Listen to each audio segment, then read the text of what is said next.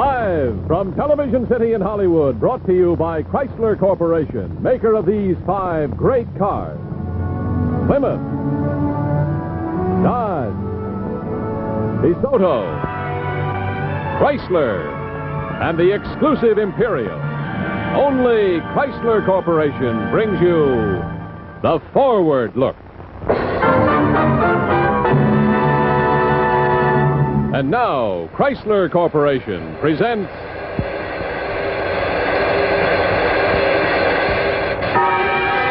Michael Rennie.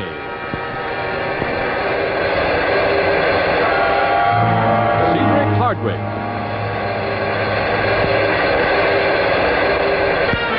Mary Sinclair. Starring in tonight's production of Climax.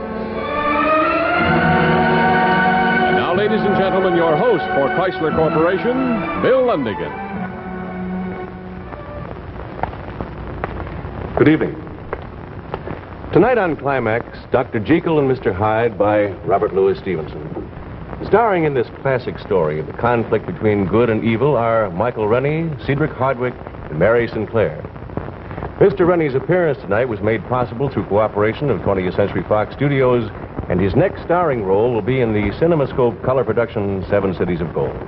And now, Dr. Jekyll and Mr. Hyde, adapted by Gore Vidal on Climax.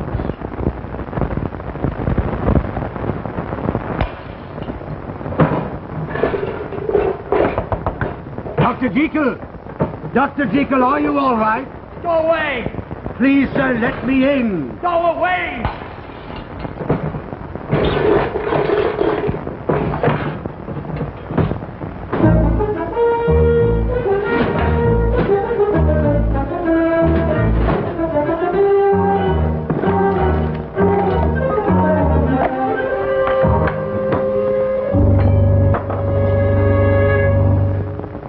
Come now, fool. Either Dr. Jekyll has gone or he has not. Now, which is it? I don't know, Mr. Utterson. I can't say, sir. Oh, it's been a most terrible time, sir. Over 2 weeks now, he's been locked in his laboratory, won't come out. We put his meals there by the door. Then after we go away, he takes them inside, if he's inside. Who else could be? Look, sir, here are 2 of the prescriptions he left with me only this afternoon. Now, you know Dr. Jekyll's handwriting. Is that his hand? Very odd. Very odd indeed. Yes, but is it Dr. Jekyll's writing? Well, yes and no.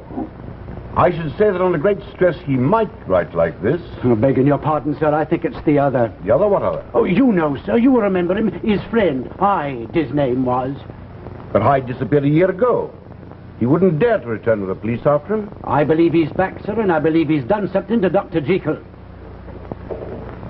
We shall pay a visit to Mr. Hyde. If it is he. Yes, sir. I should bring a pistol, sir, if I went into that room. Yes. You may be right. After all, he is a murderer. I shall never understand why Jekyll took up with him. I think it was what you might call an experiment, sir. Dr. Jekyll knew some very strange people. Even murderers?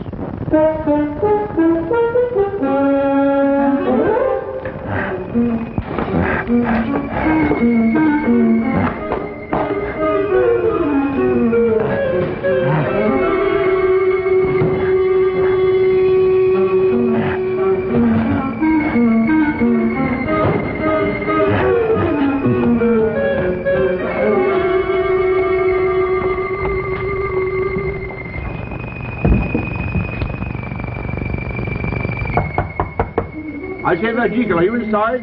Go away! It's Utterson. It's your friend, Utterson. Now let me in like a good chap. Leave this house!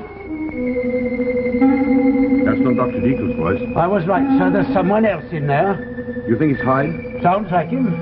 If it's you, Hyde, let us in or we'll force the door. All right.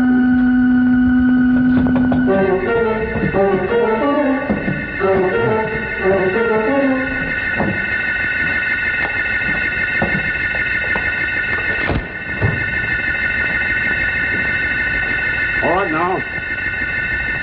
Where are you? He's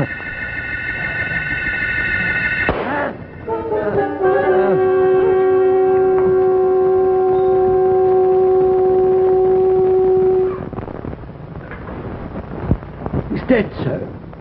Yes. It was Hyde, wasn't it? Yes, sir, it was Mr. Hyde. Do you think he's killed Dr. Jekyll? I don't know. I want you to go to the police. Tell them that the murderer Hyde has been killed. I shall wait for the police here. Yes, sir.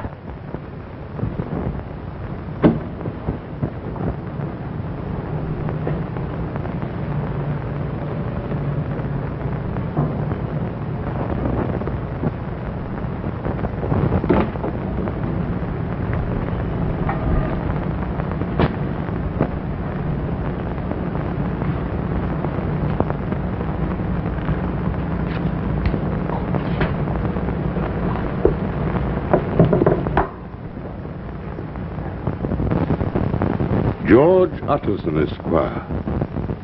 To be opened in the event of my death or disappearance. Henry Jekyll.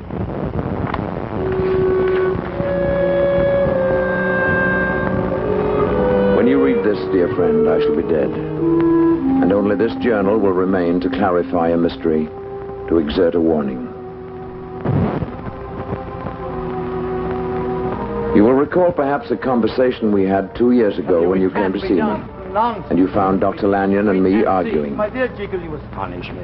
A grown man like you talking like a romantic boy. Lanyon, we're scientists. In theory, nothing is impossible. That may be true, but some things are clearly improbable. Your idea is too fantastic. Mr. Utterson to see you, sir. Oh, Addison, we're having a row. Oh, so shall we go to law? No, we might need your fine legal mind to arbitrate. Addison, Jekyll here has decided to go beyond the science, leaving me far behind. I'm only a doctor. A simple, ordinary doctor. Like me. No. You're not simple, and you're not ordinary. You know what this outrageous fellow proposes to do? Raise the dead? Better than that. He wants to find the soul. He wants to play with it, to Now, you're experiment with simplifying. it. You're simplifying. I merely suggested that one way of discovering the nature of the soul would be to dissect it the way you would any other organism. Yes, but I was under the impression the soul was not tangible. Neither is the air, but we know it exists. We can alter it. See? Fire. We're burning oxygen.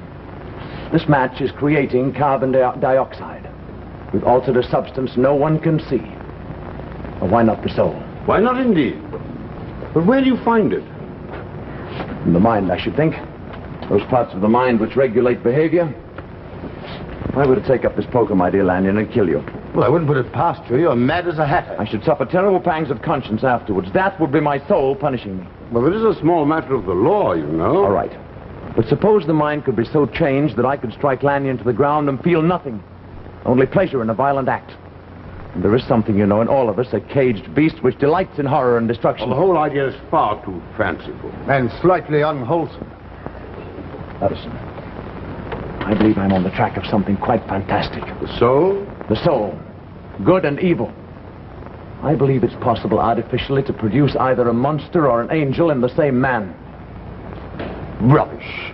Where's my tea? I came here for tea, not a black mass. You shall have your tea, my old intolerant friend. Monster or an angel. But do you really believe that human beings are both? I do. Oh, none of us is either very good or very bad. We're just a mixture. A blend, you might say, like Lanyon's beloved China tea. Bring it in, please. But aren't you afraid to upset the balance of a soul? Well, why not? I'd only bring out what was already there, what was good. The angel. Exactly. But suppose you release the monster. Suppose, my dear Jekyll, that you uncage the monster. That's a risk one would have to take in the interest of science. Science? Jekyll, you're impossible. But the tea? A proper blend, no doubt of it. Milk and sugar?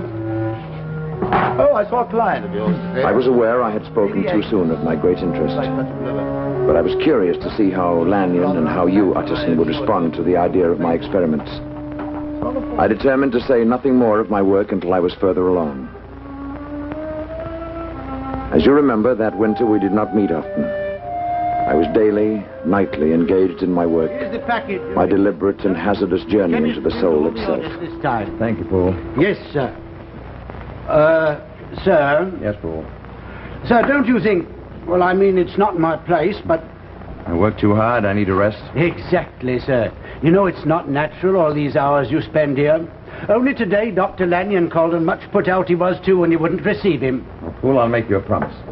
Either I conclude my experiments this week, or I give them up altogether. Oh, thank you, sir. It would be a great relief to us all. The staff's fair been out of its head.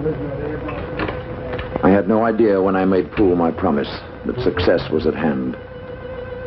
After months of tedious experiment, I had found almost by accident the proper substances which, combined, had the power to split the soul in two.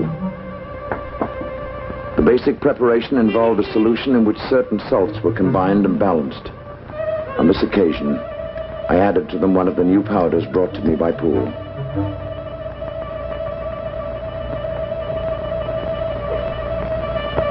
The change in the solution's color was not anticipated.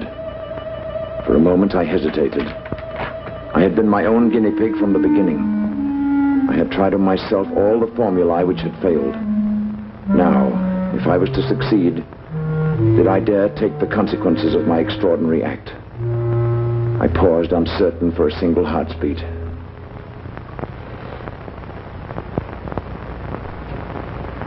Then I drank the liquid.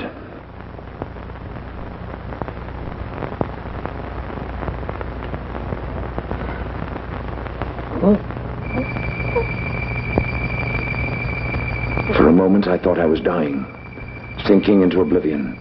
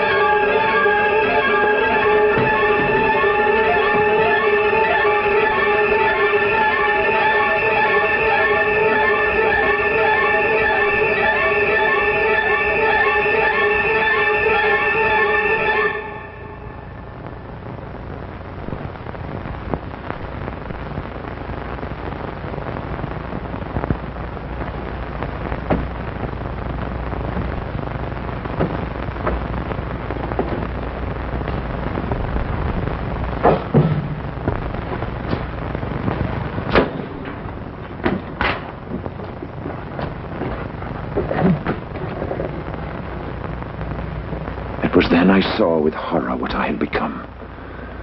I had released not the angel from my soul, but the monster from its pit.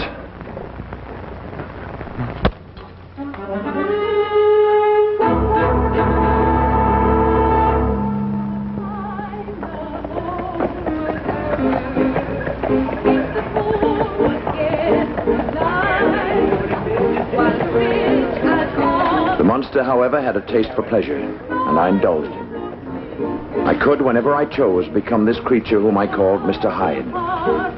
As time passed, I found a strange enjoyment in transforming myself from Jekyll to Hyde. By day, I was the good, kind Dr. Jekyll. By night, I was someone else, a strange, a violent creature. I was the wicked Mr. Hyde. Get out.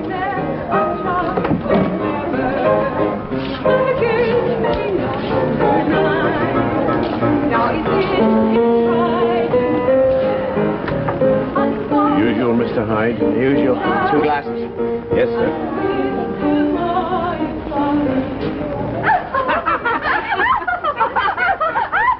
Now, come on, Doctor. You promised. Hey, now then, what do you think you're doing? I'm sure you'll find another companion. Oh, yes. Yes, of course. I didn't mean to. Why, yes.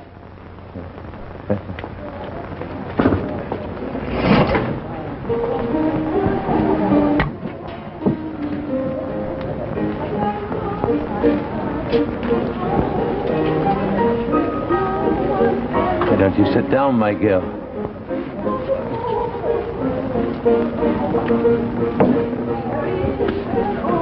You're that Mr. Hyde, aren't you? Yes, I'm that Mr. Hyde. What a fine girl you are. They say you're the wickedest man in London. Do they?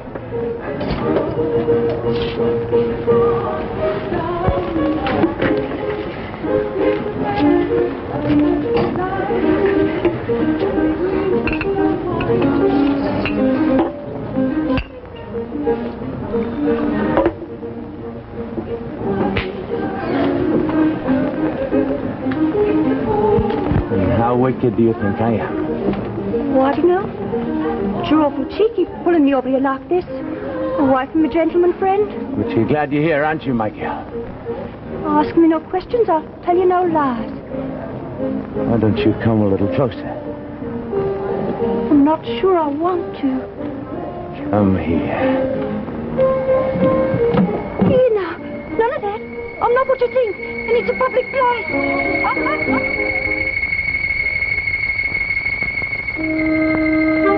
Yes, my friend. I realized early that I was involved in an infernal game whose prize was nothing more nor less than my living soul. But I could not help myself. I enjoyed being Mr. Hyde. Hyde was younger, more daring than I. He did all the things I had only contemplated in shameful reveries. And at first, I saw no harm in unleashing Mr. Hyde from time to time. The sense of danger exhilarated me.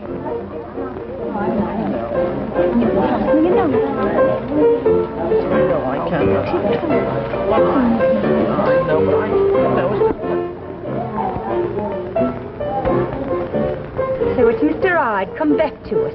All right, my girl, let's go. Let's go, he says. Just like that. Just like he was a real fine gentleman or something. You'd better get a move on, mister. Gladly. Shall we move on, my girl? No, we will not. Now off with you. You filthy devil, get out of here. Filthy devil, did you say?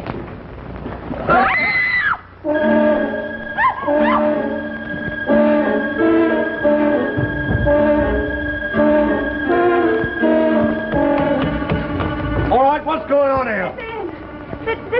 That man Hyde. He tried to murder Miss Bella. He ran out down there, down the alley. Come on.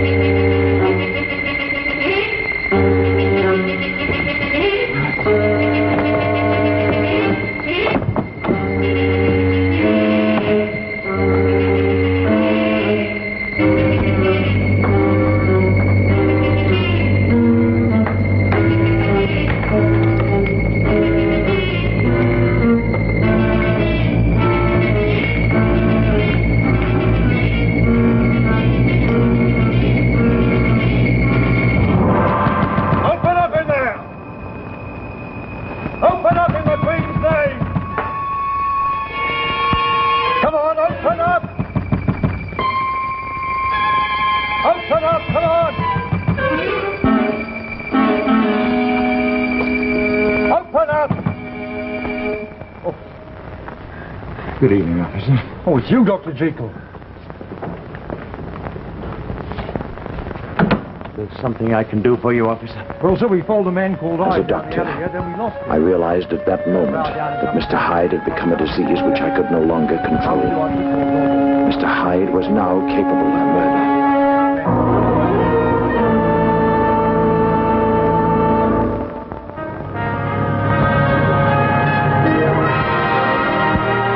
In just a moment, we'll return to the second act of Dr. Jekyll and Mr. Hyde. And now your host, Bill Lundigan.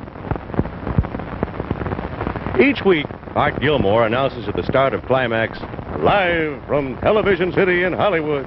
Well, I thought that you might get a kick out of seeing Television City live from Hollywood. And here it is, Television City, live from Hollywood.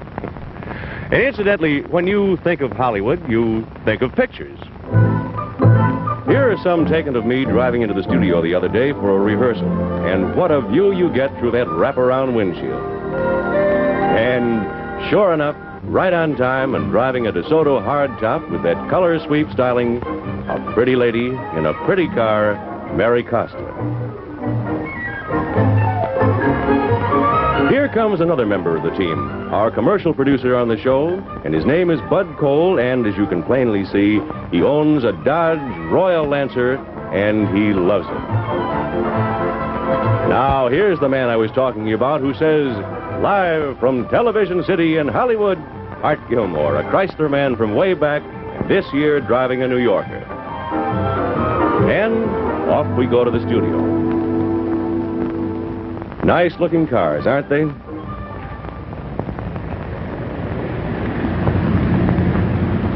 Hi, Mary. And you know something? Whether it's Television City in Hollywood or around the square in your own hometown, you're seeing more and more cars of the forward look from Chrysler Corporation. You can spot them at a glance by their smooth, flowing lines, the most distinctively styled cars on the road today. Why don't you drive one and find out what a difference there is? And now we continue with Climax, tonight starring Michael Rennie, Cedric Hardwick, and Mary Sinclair, live from Hollywood.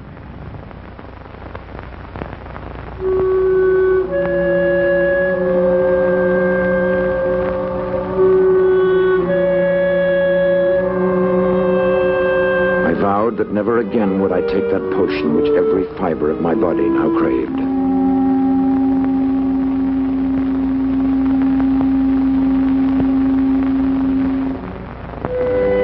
Plunged into the good world again. I saw old friends. I gave up my time to charity.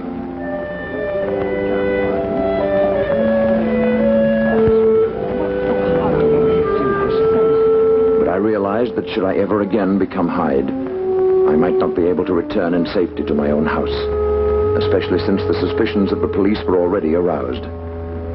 I should need an ally. Someone who would keep for me the potion I needed to restore myself from Hyde to Jekyll. Oh, Lanyon. Ah, Jekyll. I decided that Dr. Lanyon, in his innocence, was the man. I gave him a package containing the potion, and I asked him to give it to a Mr. Hyde should that gentleman ever call. He'd only come to you if I was inaccessible. Well, all this seems to make very little sense, but I'll give it to him, of course. When does he have to call? Never, I hope. Confess now, dear Dr. Jekyll. Your ears have been burning, haven't they? Pleasantly, I hope. I've been telling Lady Agnes that you work far too hard. Oh, yes, indeed. We must... Suddenly, like a black cloud across the sun, their faces grew dim. Their chatter like the noise of starlings, and I knew I could not endure them for another moment.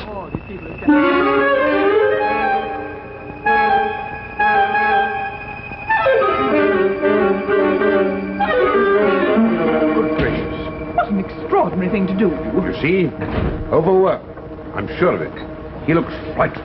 Well, I imagine the party's over, don't you? Oh, yes.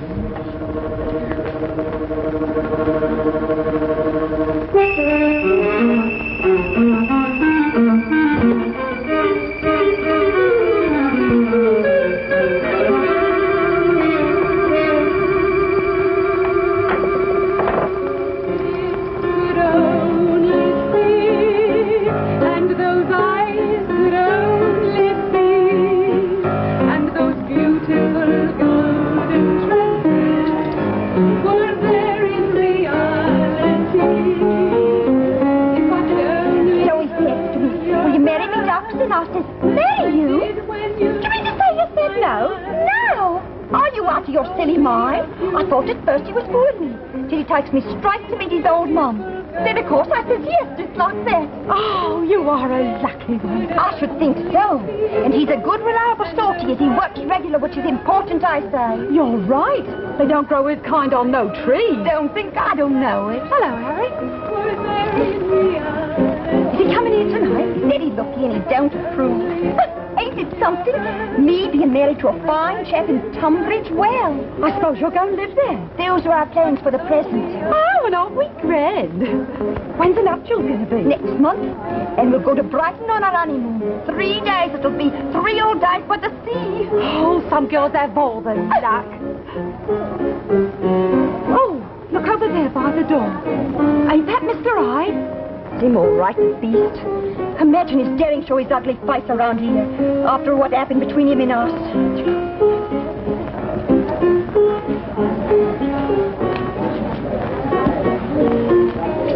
Smile, my girl. Aren't you glad to see your old friend? This girl's no friend of yours, so just find somebody else to bother. But I want to bother you, my girl. I'm sure you've missed me. Let's have a little wine in that booth over there. I'm waiting for my fiancé and have no time for strange men what don't behave themselves proper. Come. Who do you think you are now? The only one who's good enough for you.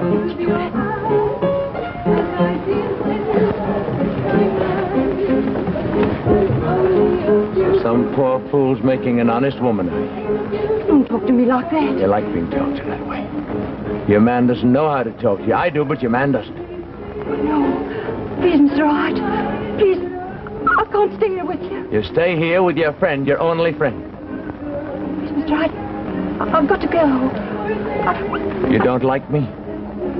I do. I like you. I do like you, but my girlfriend's wife, and she's over there expecting. You'll not leave here till I say you can. You and I are going to see a great deal of each other from now on. Oh, I'm so glad you're here. Where's my girl? She said she'd be here tonight. She was waiting for you. Then he came in, Mr. Hyde, and they're sitting over there.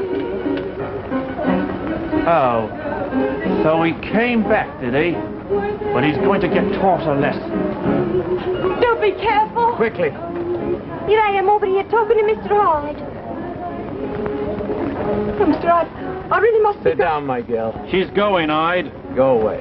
Listen, you're going to get a good thrashing, and I'm going to give it.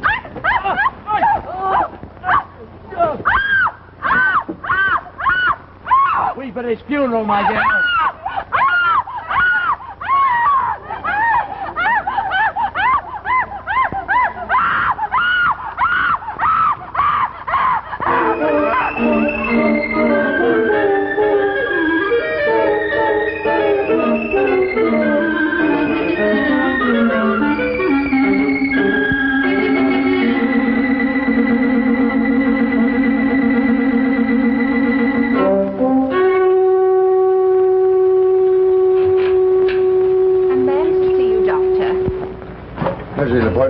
No, sir.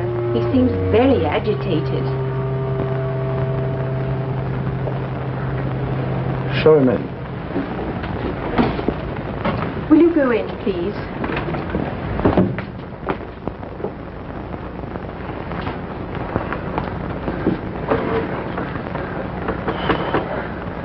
You, Mr. Hyde.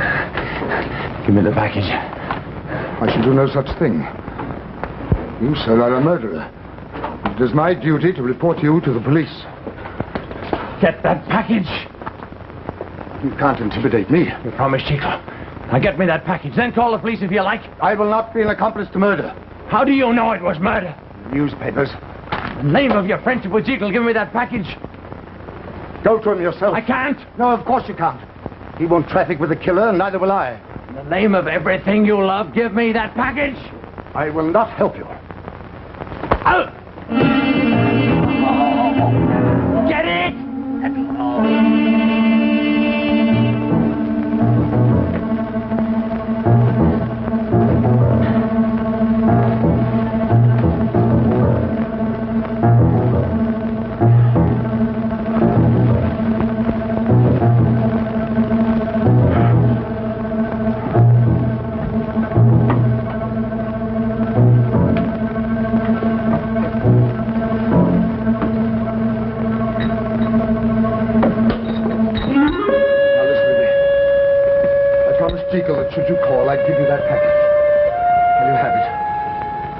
please go.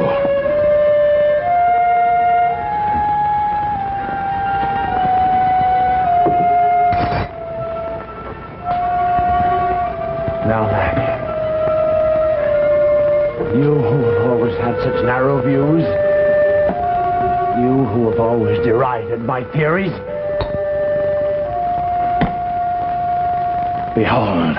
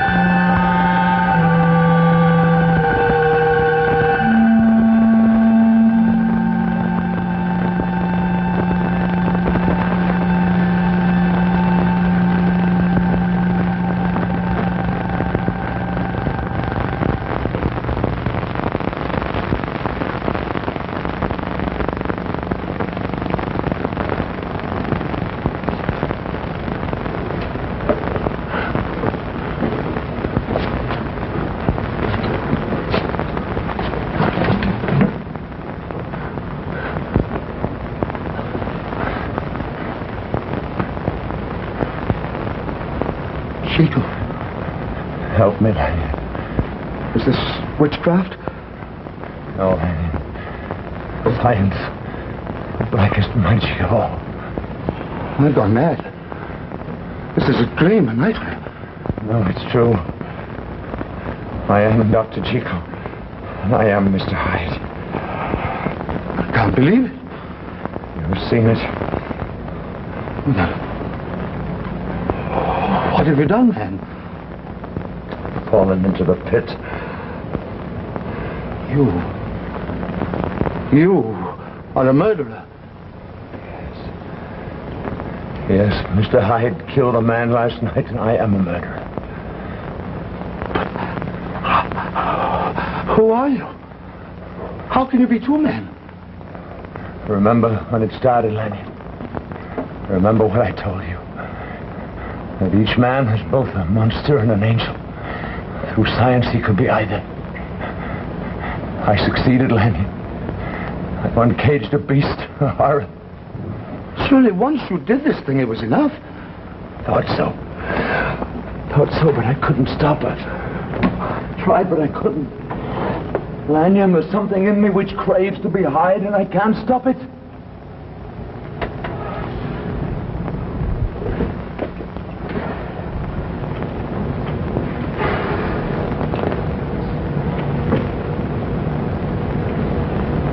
What now? I don't know. Do you have to do this terrible thing again? I don't know. I can't think. Is it like a drug? Must you become Hyde in spite of your better self? I'm not sure. But I know this. If I do this thing again, I shall die. I'm being torn apart by this beast. Then, Jekyll, I think it better that you die. You say this to your friend? Your old friend? I say it because you are my old friend. Because your soul may soon be lost forever if it's not already damned. Am I, Jekyll, responsible for what Hyde does? Can I help what this brute does? You are Hyde. And you chose of your own will to be Hyde. So you are a murderer and a blasphemer. I only wanted to find the soul as an experiment. You found the soul. You experimented. You've gone further than any man was meant to go. Your fate is no longer for man to decide. Lanyon, I'll never take that potion again, I swear it. The damage is done. The corruption has already started. Lanyon, I'll devote my life to others. I'll do more than that. I'll work in the charity hospitals. I'll do anything you say, Lanyon. Do what you must. Never see me again. Lanyon. You'd better go now. Lanyon, you and I are old friends. We have nothing to do with this other creature, Hyde. You are Hyde. But so are you. Every man has a Hyde within him. I have kept mine caged. I did what I did out of curiosity, out of innocence. Innocent? You meddling fool. You have dared to challenge God. You reek of hell. Get out! Get out.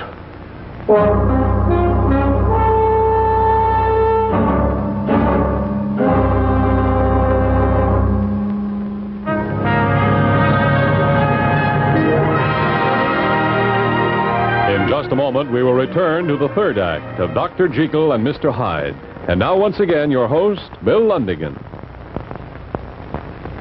In the course of a year's driving, you naturally run into a lot of different road conditions, and not all of them are ideal. For example, here's the kind of driving that we all enjoy. We're on a wide, smooth highway. You're really rolling along with never a bump. But now and then, you're likely to encounter a stretch like this. And believe me, the going can get rough. So, Chrysler Corporation engineers decided to find a way to give you a ride that will be smooth on rough, rutted roads as well as on a boulevard. And here is the secret. This is an Oriflow shock absorber. It was developed by Chrysler Corporation exclusively for Chrysler Corporation cars.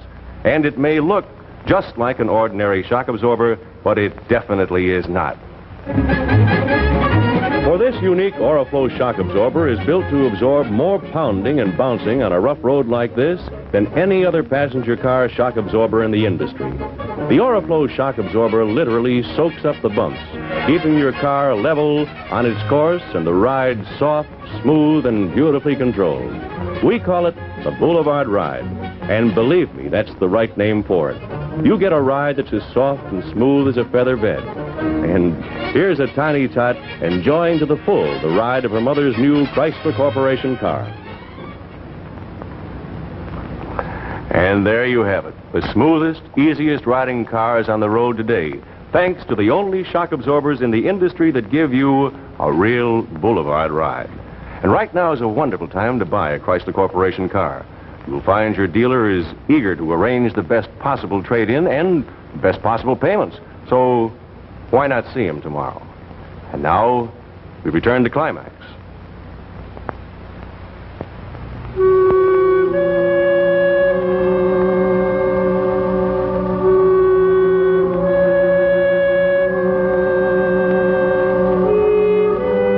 I refused to accept Lanyon's grim analysis.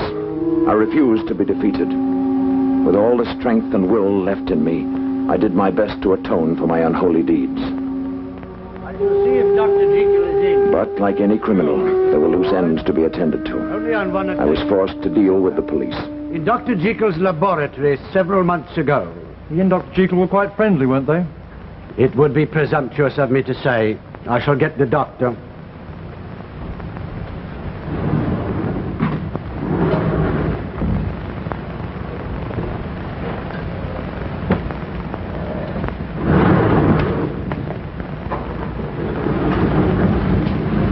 Good evening, officer. Oh, sorry to trouble you again, Dr. Jekyll. That's perfectly all right. Won't you sit down? Oh, thank you, sir. You, know about the murder in Soho? Yes, I read about it. We understand that Hyde was a friend of yours. Not a friend, no. But you were acquainted with him. Yes? Why didn't you tell me about this the night I first came to your laboratory? Because you never asked me. You simply asked if Hyde was concealed on the premises, and I said no, because he wasn't. You were not concealing him? No. And you're not concealing him now? No, I am not. You may search the house. Thank you, sir. We plan to. Now, Dr. Jekyll, this man Hyde hardly strikes me as the sort of chap a man like you would know.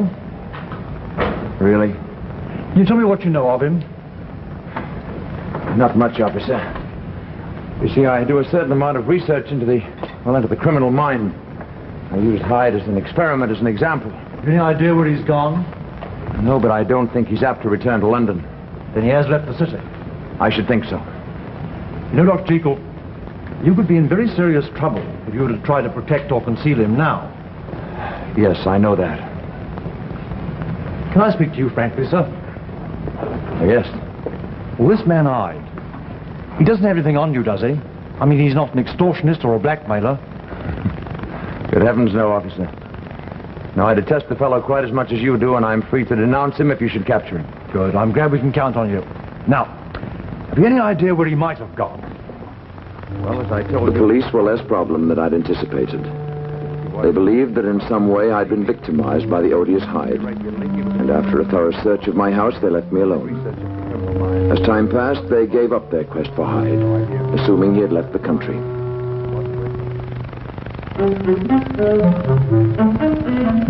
I destroyed all my drugs and compounds to safeguard myself against all relapse.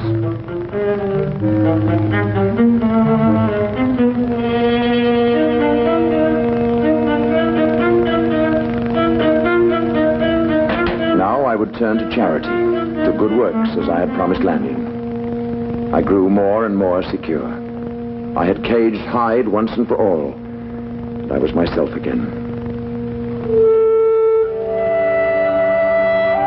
So confident was I that I paid a call one evening to a certain cabaret in Soho.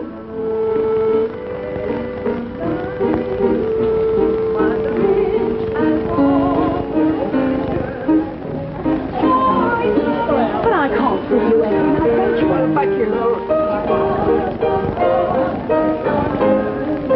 Come on, lad, give us a little smile. There's nothing to smile at. But you can't go on breathing your life away.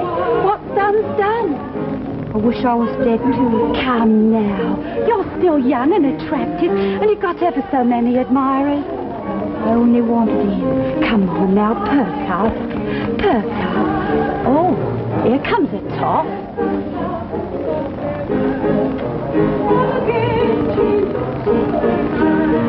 He's coming over this way. I think he's going to come and talk to you. You mark my words. Good evening. Good evening.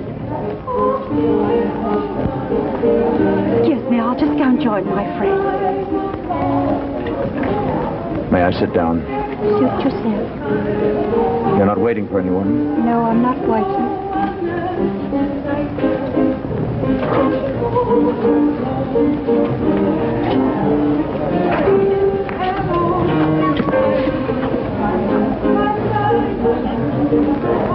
It's a pleasant evening. Yes, a pleasant evening. I'll wait a champagne case. Yes, sir. You're the girl who was fiancée. I had come partly out of curiosity and partly out of a desire to make amends. To help in some practical way this girl. Terrible experience. Whose life I'd ruined. And he fell dead. Right here in this room. Dead. We was to be married in 3 weeks' time. With a trip to Brighton on our honeymoon.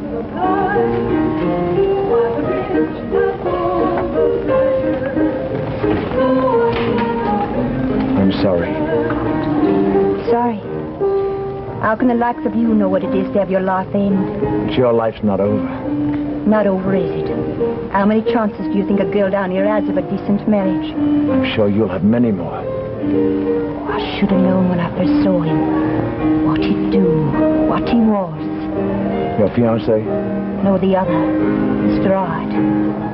I could get my hands on him right now. I'd twist a knife in his heart. Was he so terrible? He was like the devil himself.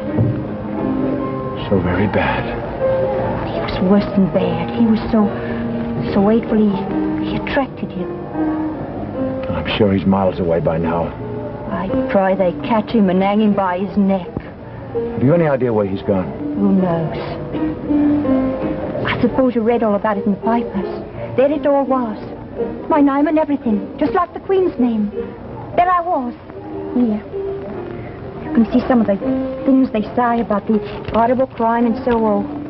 My name's spelled wrong in the early editions, but they got it right later. Yes, I read these at the time. I don't know what my poor mum would have said if she'd seen her daughter's name like that. Of course, it was on the same page as the Queen's. My mum's dead. like a little champagne? All right. That's a nice drink. I'd like to help you if you'll allow me. You know, none of that. Why, I ought to know who you are. I'm just an idle philanthropist. Oh. That's different. But don't get no ideas about me, even if I was involved in a crime of passion.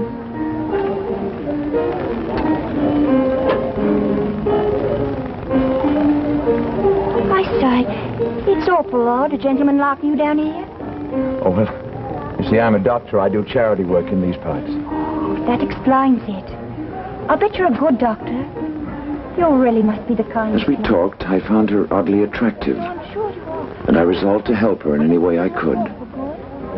As we chatted, even the cabaret seemed less tawdry and disagreeable. A sister of mine in Norfolk needs a housekeeper. I'm sure you'd like her very much. You're not just playing with me. No. I mean it. And no obligations. Oh, I say. This beats everything.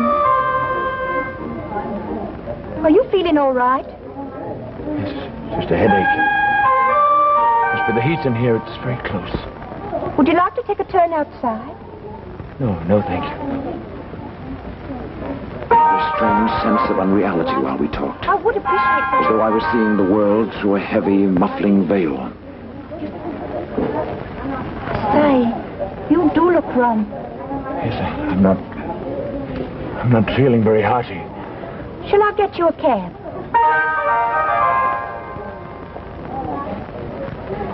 Yes.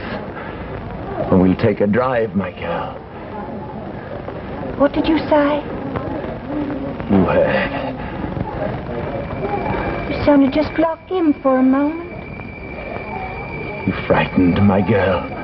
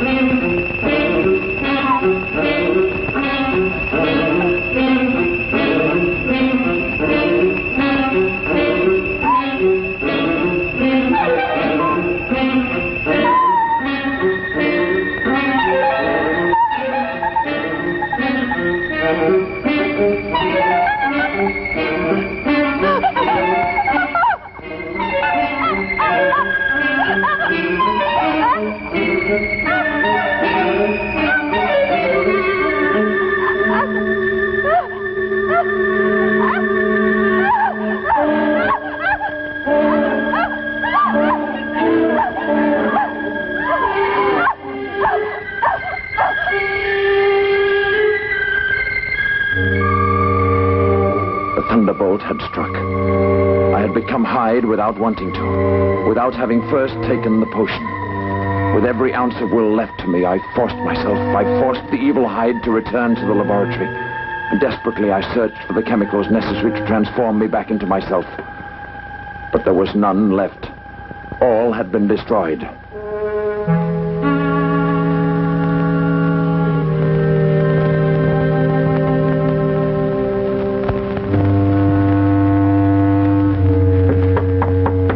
Next morning, however, I found I was again myself. I was again Dr. Jekyll. I gave Poole various instructions. He was to go to the chemist's. He was to order the ingredients I needed for my compound.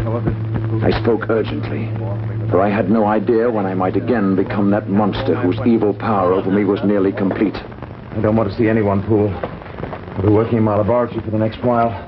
If you bring my meals, just leave them outside the door. Very good, sir. Oh, and Poole, I want the door into the laboratory. One that leads into the street. I want it padlocked. Yes, sir. From the outside. From the outside, sir? Yes, Poole, and you keep the key. I shan't need it.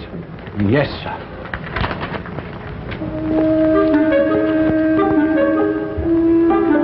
I took every precaution to keep the monster caged, at least within the house.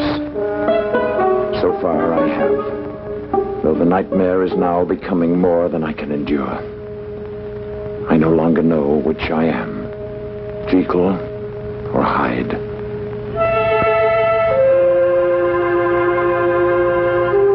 It was soon evident that the most necessary ingredient, a certain salt, was no longer available at any chemist's. It had been a flawed chemical, an impure salt, and its very impurity made it impossible to duplicate. No luck, sir. They say the salts you've got are the same as they've always said. Tell them they lie. Tell them to look again. Tell them to order more.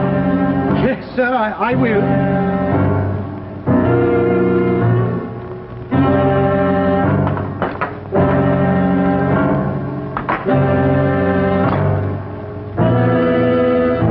I have known now for some days that I shall never leave this room alive. I have given up all hope. My life is now a battleground where good and evil are at war, and the victory of either one will mean my death.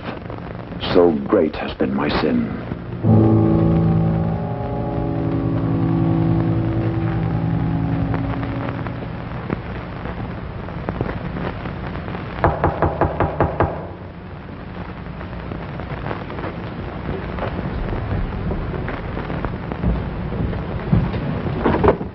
The police officer, Mr. Utterson. The body's in here, officer. Well, we'll have a look and then I'll take your testimony. Who will ask me to come? It's all over now. You know too, then? Yes. It's all in here. He left this journal for me. It's a perfectly clear case of self-defense, isn't it, Mr. Utterson? What? Oh, yes, that's quite correct. He assaulted me with criminal intent. But what's he done with Dr. Jekyll? That's the important thing. The whole matter is out of our hands. Ah, that it is. Well, Mr. Hyde, you got what was coming to you. That's certain. No, officer. That's not Mr. Hyde. That's Dr. Jekyll. What are you saying, sir? I saw him with my own eyes. It was Mr. Hyde. Look and see.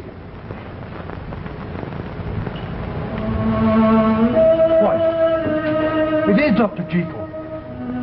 I don't understand. The beast and the monster. The angel. It was an unholy thing he did, separating them. True. True. But only the good remains.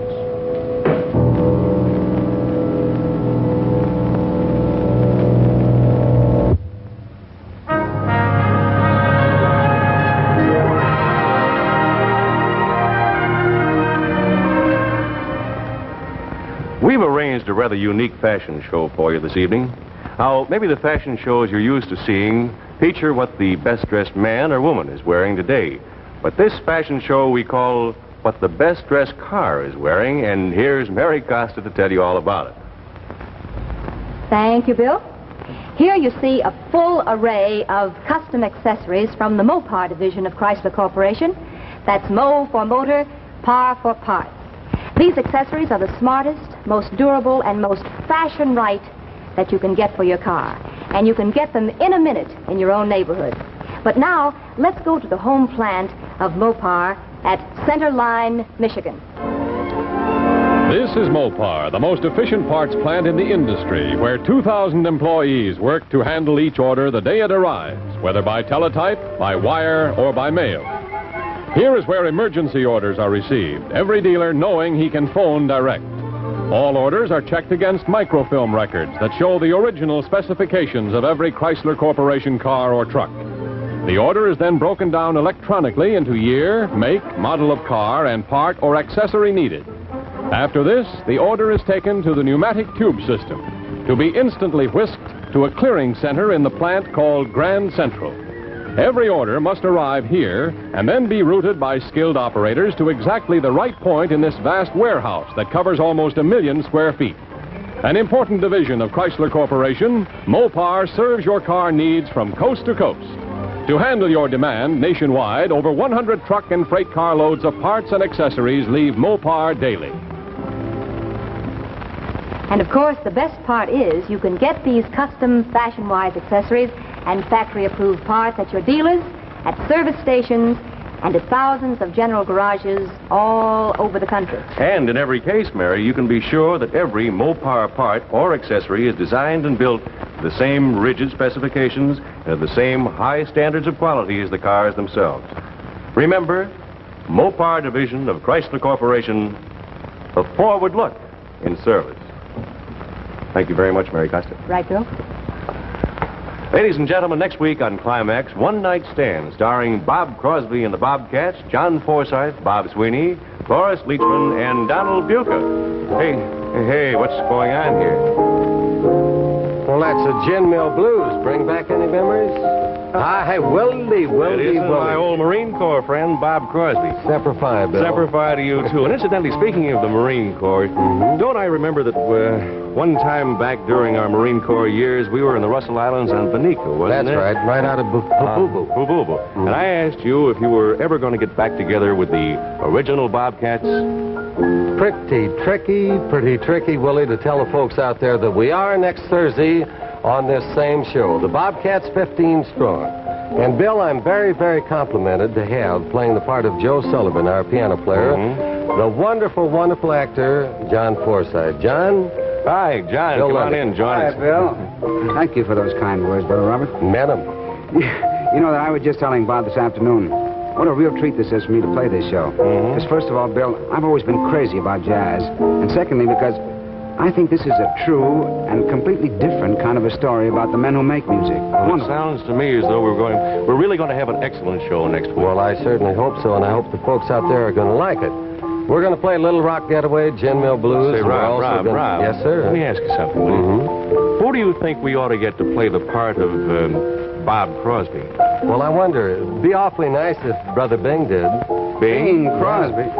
Well, I think he should. After all, I played his life many, many times. Goodbye, Bill. See you later. Goodbye, Rob. See you later. Next week, and John. We'll all be looking forward to seeing you and the Bobcats next week in One Night Stand, also starring John Forsythe, Bob Sweeney, Cloris Leachman, and Donald Buca. This is Bill Lundigan saying thank you, and don't miss it.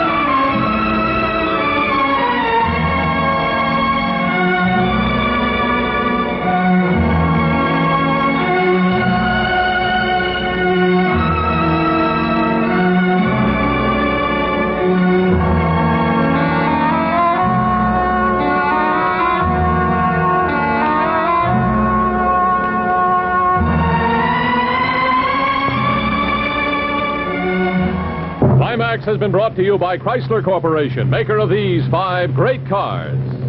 Plymouth, Dodge, DeSoto, Chrysler, and the exclusive Imperial. Only Chrysler Corporation brings you the Forward Look. Art Gilmore speaking. Chrysler Corporation's Climax has been selected for viewing by America's Armed Forces overseas and is a CBS television network production.